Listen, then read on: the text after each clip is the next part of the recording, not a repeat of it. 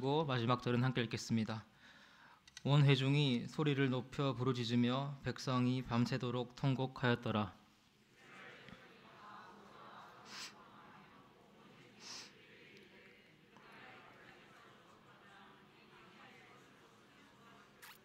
어찌하여 여호와가 우리를 그 땅으로 인도하여 칼에 쓰러지게 하려 하는가? 우리 처자가 사로잡히리니 애굽으로 돌아가는 것이 낫지 아니하랴.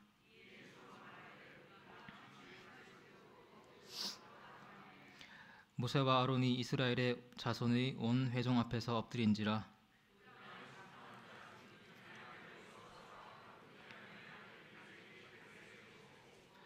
이스라엘 자손의 온 회중에게 말하여 이르되 우리가 두루 다니며 정탐한 땅은 심히 아름다운 땅이라.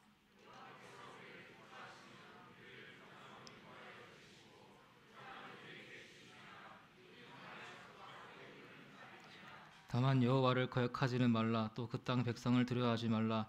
그들은 우리의 먹이라. 그들의 보호자는 그들에게서 떠났고 우리와 여호와는 우리와 함께 하시느니라. 그들을 두려워하지 말라 하나.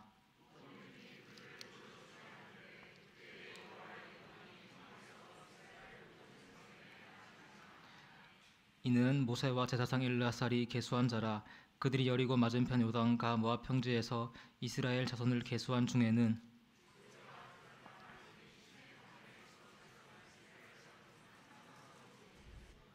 함께 읽겠습니다. 이는 여호와께서 그들에게 대하여 말씀하시기를 그들이 반드시 광야에서 죽으리라 하셨음이라. 이러므로 여분네의 아들 갈렙과 눈의 아들 여호수아 외에는 한 사람도 남지 못하였더라. 아멘. 새롭게 시작하는 힘이란 제목으로 은혜 나누어 보겠습니다. 우리가 아는 것처럼 이스라엘은 애굽을 탈출하고 한 곳을 향해 나아갑니다. 바로 가나안입니다. 주께서 아브라함에게 너희 후손에게 주겠다 약속하신 바로 그 땅입니다. 방금 읽으신 민수기 26장 63절을 보시면 마침내 그들은 가나안의 바로 맞은편 모압 평지에 도착합니다. 광야 생활을 뒤로하고 새로운 땅, 다시 말해 새로운 시작이 바로 앞에 있습니다. 가슴이 벅차오르는 순간입니다. 그러나 우리가 알지만 여기까지 오는 과정이 순탄치만은 않았습니다. 64절과 65절 보시면 시내 광야에서 계수한 사람 중 갈렙과 여호수아 외에는 모두 광야에서 죽었다고 합니다. 주 앞에 죄를 짓고 불순종함으로 심판받은 것입니다. 학창시절 선생님들께서 강조한 것이 있는데 바로 오답 노트입니다. 다들 아시지 않습니까? 내가 틀린 문제를 점검하며 무엇을 잘했고 못했는지를 알아야 똑같은 실수를 반복하지 않습니다. 이스라엘 가나안 땅을 앞에 두고 과거를 반성해야 앞으로 어떻게 해야 할지 또 무엇을 조심해야 할지 알 수 있습니다. 오늘 저와 여러분 앞에는 2024년과 또 남은 인생이 펼쳐져 있습니다. 그런데 막상 새롭게 시작하려니 어떤 마음이 드십니까? 물론 설레고 기쁜 마음도 있지만 막막하기도 하고 또 오늘을 마주하기까지 이스라엘처럼 우리 인생에도 실패와 어려움이 있지 않았습니까? 좋은 일도 많이 있지만 고난이 더 많은 게 저와 여러분의 삶인 것 같습니다. 그러므로 우리들 역시 인생의 오답 노트를 적어봐야 할 것입니다. 과거를 돌아보면서 성찰하고 앞으로 우리가 무엇을 의지하며 살아야 할지를 생각해야 합니다. 오늘 이스라엘이 어떻게 실패를 뒤로하고 마침내 새 출발을 하는지 그 원동력이 무엇인지 함께 보고 우리 삶에 적용하길 소원합니다. 민수기에서 시간을 좀 더 앞으로 돌려보면 주님께서 10가지 재앙을 일으키시고 또 홍해를 가르십니다. 이스라엘 그렇게 출애굽을 하고 3개월이 되는 첫째 날 시내산에 도착합니다. 거기서 그들은 하나님과 언약을 맺고 율법을 받습니다. 또한 성막을 짓습니다. 그리고 때가 되어 민수기 10장 11절 보시면 그들 광야로 출발합니다. 바로의 종으로 살다 주님 기적으로 이제 하나님의 종이 되어 힘차게 진군합니다. 그들 입에 찬송이 가득하고 주님 함께 하시니 이스라엘 거칠 것이 있겠습니까? 이것이 하나님이 꿈꾸던 바이고 또 우리도 쉽게 생각할 장면인데 그렇지 않습니다. 11장 1절부터 그들은 불평합니다.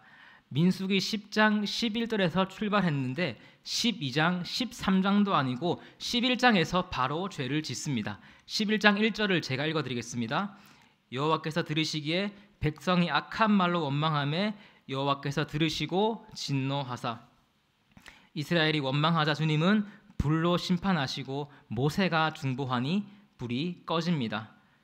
그렇다면 이 사건 후에 그들은 다른 모습을 보였을까요? 11장 4절 보시면 그들 중에 섞여 사는 다른 인종들이 탐욕을 품음에 이스라엘 자손도 다시 울며 이르되 누가 우리에게 고기를 주어 먹게 하랴. 그들은 고기가 없다 하며 또다시 주님을 원망합니다. 이에 주님께서도 기뻐하지 않으시고 메추라기를 보내시지만 고기가 아직 그들의 이빨 사이에 끼어 있을 때 재앙으로 치십니다. 이제 이쯤 되면 그들 죄를 그쳐야 하지 않겠습니까? 그러나 민수기 13장과 14장 보시면 그들 변하지 않습니다. 13장 2절 상반절 보시면 사람을 보내어 내가 이스라엘 자손에게 주는 가나안 땅을 정탐하게 하되 우여곡절 끝에 그들 가나안 앞 가데스 바네아에 도착하자 모세는 정탐꾼 12명을 보내 정탐을 지시합니다. 주님 약속하신 땅에 가서 그 땅이 좋은지 나쁜지 진영인지 산성인지 토지가 비옥한지 메마른지 나무가 있는지 없는지 보고 오라 합니다. 이 구절에서 우리가 주목해 볼 단어는 자손에게 주는 땅입니다. 하나님은 그들에게 이 땅을 주겠다고 약속하셨습니다. 줄까 말까, 줄 수도 있고 안 줄 수도 있고가 아니라 주는 땅입니다. 그렇다면 이스라엘과 특별히 정탐꾼의 자세는 어떠해야겠습니까? 13장 20절 상반절 보시면 모세는 그들에게 탐지하라 그리고 담대하라고 명령합니다. 그 땅이 어떠한지 객관적인 관찰 물론 중요하지만 믿음의 눈을 가져야 합니다. 믿음으로 그 땅을 보고 와서 용기 있게 보고해야 합니다. 25절부터 보고 내용이 나오는데 먼저 13장 27절을 보시면 그 땅에 젖과 꿀이 흐른다고 합니다. 풍부한 젖과 꿀, 다시 말해 가축이 잘 자라고 농사가 잘 됩니다. 여기까지는 긍정적 보고인데 여러분 아래 28절을 보시면 맨 앞에 그러나가 보입니다. 그러나 그 땅 거주민은 강하고 성읍은 견고하고 힘이 클 뿐 아니라 거기서 아낙 자손을 보았다. 비록 젖과 꿀이 흐르지만 그러나 그 땅은 요새처럼 견고하고 아낙 자손, 거인이 그 땅을 지키고 있습니다. 그래서 어렵습니다. 기억해야 할 것은 19절 보시면 모세가 그 땅이 좋은지 나쁜지 다시 말해 긍정적인 면과 부정적인 면 모두를 말해라 했기에 여기까지만 보면 수긍이 갈 수도 있습니다. 그러나 그 다음 13장 31절부터 33절 보시면 우리는 그 백성을 치지 못하리라. 그들은 우리보다 강하니라. 그 정탐한 땅을 악평하여 이르되 정탐한 땅은 거주민을 삼키는 땅이라. 우리는 스스로 보기에도 메뚜기 같으니 그들이 보기에도 그와 같았을 것이니라 라고 말합니다. 방금은 젖과 꿀이 흐른다 했는데 이제는 말이 바뀝니다. 그 땅은 거주민을 삼키는 땅이다. 여기에 더 나아가서 우리가 메뚜기 같다 합니다. 주님 함께 하심으로 애굽 병사들이 자신들 앞에 메뚜기가 되었는데 그것을 잊어버리고 이제 자신들이 메뚜기라 합니다. 도대체 이들의 문제가 무엇이었을까요? 왜 이들은 패배감에 사로잡혔을까요? 계속해서 14장 보시면 1절 그들의 말을 듣고 이제 온 회중이 소리 높여 부르짖으며 밤새도록 통곡합니다. 그러면서 하는 말 무엇인지 우리 화면을 보시고 14장 2절과 3절 말씀 함께 읽어보겠습니다. 시작.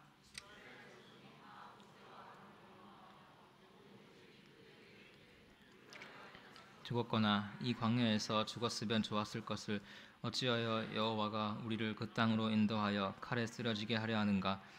우리 처자가 사로잡히리니. 이스라엘 주님 구원으로 애굽을 탈출하고 이제 약속의 땅 앞까지 왔는데 왔던 길을 돌아가자 합니다. 이는 단순히 뒤로 물러서는 것이 아니라 여호와의 구원을 부정하는 것입니다. 함께 오셨고 지금도 함께하는 주님을 보지 못하는 것입니다. 그러나 이런 그들과 대조되는 두 사람이 있습니다. 바로 갈렙과 여호수아입니다. 그들은 정탐한 땅이 아름답다 하는데 주목해서 볼 구절이 8절과 9절입니다. 역시 화면을 보시고 함께 읽어보겠습니다. 시작. 우리를 기뻐하시면 우리를 그 땅으로 인도하여 들이시고 그 땅을 우리에게 주시리라. 이는 과연 젖과 꿀이 흐르는 땅이니라. 말라. 또 그 땅 백성을 두려워하지 말라. 그들은 우리의 먹이라. 그들의 보호자는 그들에게서 떠났고 여호와는 우리와 함께 하시느니라. 그들을 두려워하지 말라 하나. 갈렙과 여호수아 다른 10명과 똑같은 땅을 보고 돌아왔지만 평가는 다릅니다. 그들은 희망적이고 진취적입니다. 그들의 비결이 무엇일까요? 아까 보았듯이 가나안은 하나님께서 주는 땅입니다. 아브라함 때문에 약속하셨고 이들은 그것을 믿은 것입니다. 주님을 신뢰한 것입니다. 그리고 살펴보시면 이들은 계속해서 여호와를 말하고 있습니다. 방금 9절 다시 보여주시면 주황색 글씨로 여호와께서 우리를 기뻐하시면 다만 여호와를 거역하지는 말라. 여호와는 우리와 함께 하시느니라. 그러나 이 둘과 비교해서 앞에 10명은 딱 한 번 주님을 말하는데 그것도 신뢰할 때가 아니라 불신할 때 여호와라는 표현을 사용합니다. 그래서 이를 보고 주님도 책망하십니다. 11절을 보시면 여호와께서 모세에게 이르시되 이 백성이 어느 때까지 나를 멸시하겠느냐? 내가 그들 중에 많은 이적을 행하였지만 어느 때까지 나를 믿지 않겠느냐? 주황글씨 보시면 그들이 나를 멸시했고 내가 이적을 행했지만 나를 믿지 않았다. 우리가 알 것은 하나님을 믿는 신앙은 관계입니다. 단순히 율법 조항들을 지키는 것이 아니라 그것을 주시고 함께 하시는 하나님을 보고 믿고 따르는 것입니다. 이스라엘은 바로 이것에 실패했고 그래서 그들은 심판을 받습니다. 14장 22절과 3절 제가 읽어드리겠습니다. 내 영광과 애국과 광야에서 행한 내 이적을 보고서도 이같이 10번이나 나를 시험하고 내 목소리를 청종하지 아니한 그 사람들은 내가 그들의 조상들에게 맹세한 땅을 결단코 보지 못할 것이요. 이 말씀 그대로 갈렙과 여호수아 외에는 모두 광야에서 죽음을 마주합니다. 정리해보면 이스라엘은 끊임없이 죄를 짓습니다. 11장에서 원망하고 고기가 없다 불평하고 13장과 4장에서 주님 약속하신 땅을 악평하며 애굽으로 돌아가자 합니다. 그리고 이런 죄들은 우리가 단 한 가지로 요약해 볼 수 있습니다. 함께하는 하나님을 보지 못하는 것입니다. 주님을 보지 못하니 원망하고 불평하고 주님 주신 땅을 취하지 못하는 것 아니겠습니까? 그런데 제가 주목해서 보고 싶은 것은 이스라엘이 반역한 바로 그 다음입니다. 15장 1절과 2절 말씀 화면을 보시고 함께 읽어보겠습니다. 시작.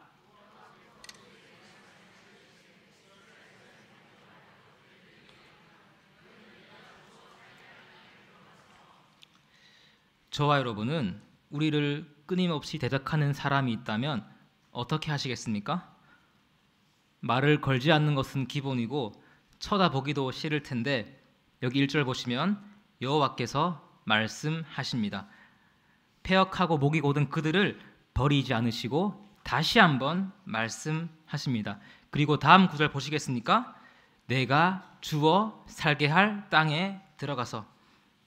하나님은 그들이 반역에도 불구하고 가나안 땅을 준다는 약속을 변치 않으시고 내가 주어 살게 할 땅, 그 땅을 다시 한번 보고 기대하게 하십니다. 나는 너희를 포기하지 않는다. 너희들은 새로운 출발을 하게 될 거야. 그런데 살펴볼 것은 이후에도 이스라엘은 똑같습니다. 함께하는 주님을 보지 못합니다. 당을 지어 모세를 대적하고 물이 없어 원망합니다. 또 가는 길이 어려워 마음이 상해 불평합니다. 아까 살펴본 26장 전까지 이런 그림이 계속 반복됩니다. 그런데 그중 21장을 보시면 이스라엘이 길로 말미암아 주님을 원망하자 하나님께서 불뱀으로 그들을 죽이십니다. 그리고 이때 그들을 살리기 위해 한 가지를 명령하시는데 민수기 21장 8절입니다. 여호와께서 모세에게 이르시되 불뱀을 만들어 장대 위에 매달아라. 물린 자마다 그것을 보면 살리라. 주님께서는 놋뱀을 만들어 매달고 그것을 보면 산다고 하십니다. 궁금한 것은 주님께서 왜 놋뱀을 만들어 그것을 보라고 하셨을까요? 내가 만든 이 장치를 보고 내가 너희와 함께함을 좀 기억해라. 그래야 너희가 산다. 이것이 주님 마음 아니겠습니까? 그리고 우리는 이 놋뱀이 가리키는 한 사람을 기억해야 합니다. 민수기와 성경 전체가 가리키는 단 한 사람을 봐야 합니다. 요한복음 3장 14절입니다. 모세가 광야에서 뱀을 든 것 같이 인자도 들려야 하리니 바로 우리 예수님이십니다. 성도 여러분, 예수님이 누구십니까? 우리 마태복음 1장 23절 함께 화면을 보시고 읽어보겠습니다. 시작.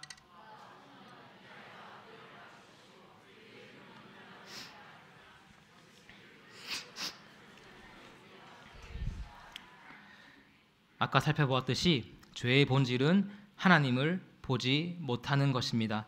오늘 이스라엘이 어땠습니까? 과거에도 그리고 지금도 함께 계시는 하나님을 인식하지 못해 불평하고 원망했습니다. 그리고 이것은 여기 있는 저와 여러분도 마찬가지이지 않습니까? 하나님께서 승리를 주셨는데 그것을 잊어버리고 문제가 생기면 낙담하고, 주님께서 우리를 보호하시는데 불안에 떨고, 그래서 우리들 실패하지 않았습니까? 그런데 주님께서는 이런 우리를 그냥 내버려 두지 않으시고 예수님을 보내주셨습니다. 내가 너와 함께함을 모르겠니? 그럼 내 아들을 보고 내가 너희와 함께함을 믿어라. 이제 주님께서 바로 눈앞에 보이는데 우리가 어떻게 하나님이 우리와 함께하지 않는다고 말할 수 있겠습니까? 저와 여러분, 예수를 보고 믿음으로 하나님을 누리게 됩니다. 민수기 26장 63절로 5절을 다시 보시면 하나님이 어디 계시냐 보이지 않는다 하며 이스라엘은 끝없이 죄를 범했지만 주님께서는 내가 너와 함께한다, 내가 너를 용서한다라고 하시며 끝까지 그들을 인도하셨습니다. 그들이 힘이 있고 잘나서가 아니라 하나님의 사랑과 용서로 이스라엘은 지금 새로운 시작을 마주하고 있습니다. 작년에 저는 영화 리바운드를 보았습니다. 화면을 보시면 이런 영화를 보았습니다. 혹시 리바운드 뜻을 아십니까? 농구 용어인데 내가 던져서 골대에 넣지 못한 공을 그것이 골대를 맞고 튕겨져 나왔을 때 그것을 다시 잡는 것입니다. 쉽게 말하면 공격에 실패했지만 기회를 잃지 않고 다시 공격하는 것입니다. 네, 저를 보십시오. 영화는 실화를 바탕으로 하는데 고등학교 농구팀을 그리고 있습니다. 주목해서 볼 것은 이 팀은 큰 지원도 받지 못하고 또한 그들의 실력은 턱없이 부족합니다. 팀원 면면을 보면 동네에서 그냥 농구하는 아이, 그냥 키만 큰 아이, 부상으로 농구를 둔 아이, 이런 아이들이 팀을 이루고 심지어는 팀원 전체가 6명입니다. 농구 게임에 필요한 인원이 5명인데 6명으로 어떻게 대회를 치르겠습니까? 처음 대회 나갔을 때 그들은 크게 패배합니다. 그러나 실력을 갈고 닦아서 다음 대회에서 준우승을 합니다. 부상과 어려움이 있었지만 그것을 뚫고 이루어낸 성과입니다. 그리고 더욱 놀라운 것은 이 팀원 대부분이 프로 농구 선수가 됩니다. 갈 곳 없던 이류 선수들이 새로운 출발을 한 것입니다. 영화 마지막에 팝송 We Are Young이 흘러나옵니다. 자막을 보여주시면 제가 읽어보겠습니다. We are young, so let's the world on fire. We can burn brighter than the sun. 번역을 보시면 우리는 젊다. 그러니 세상을 불로 지피자. 우리는 태양보다 훨씬 밝게 빛날 거야. 기회가 없다고? 아니야. 우리는 할 수 있어. 세상은 우리가 움직여 내 힘으로 새롭게 할 수 있어. 이 영화와 그리고 세상은 사람의 힘을 말하고 있습니다. 인생에 고통과 아픔이 있지만 그것을 새롭게 하는 것은 사람에 달려 있다고 합니다. 물론 우리가 노력해야 합니다. 최선을 다해야 합니다. 그러나 오늘 설교 제목처럼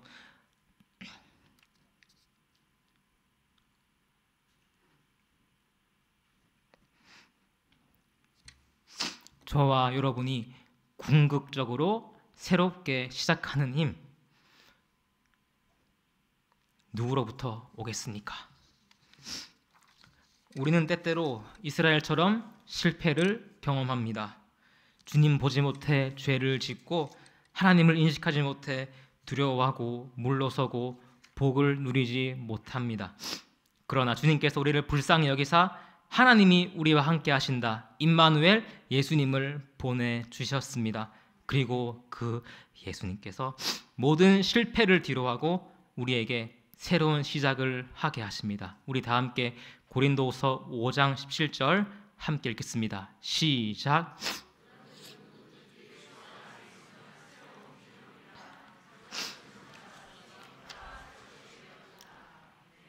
우리가 어떤 실패를 했더라도 어떤 죄를 지었더라도 누구든지 예수님 안에 있기만 하면 보라, 오늘 주님께서 우리에게 보라 하십니다. 저와 여러분 새로워짐으로 우리 앞에 새로운 출발이 있다고 말씀하십니다. 올해를 새롭게 시작하며, 아니 지금부터 해서 우리 인생을 다시 시작하는 것, 그것이 예수님으로부터 오는 줄 믿습니다. 우리 힘이 아니라 예수님을 보고 믿으며 용서받고 하나님을 누리는 것이 새롭게 시작하는 힘인 줄 믿습니다. 주님 함께 하신 믿으며 과거를 뒤로하고 강하고 담대하게 살아가는 우리 모두가 되기를 소원합니다.